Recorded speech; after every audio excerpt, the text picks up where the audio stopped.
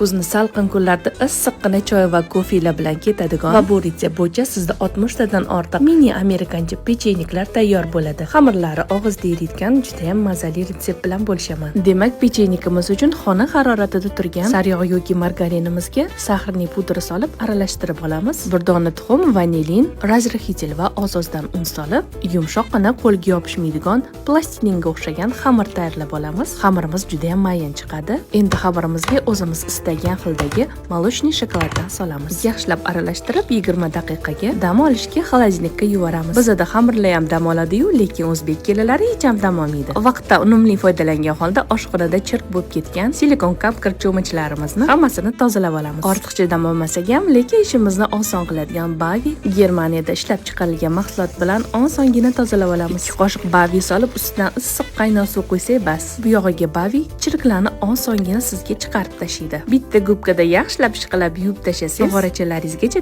top-toza qilib beradi. Bavini qayerdan olaman deyotgan bo'lsangiz, Uzum Market, Havas, Korzinka do'konlaridan bemalol topishingiz mumkin. Endi dam olgan xamirimizni yong'oqdan kichkinaroq qilib dumaloqlab chiqamiz va 200 gradusda 15-20 daqiqa davomida pishirib olamiz.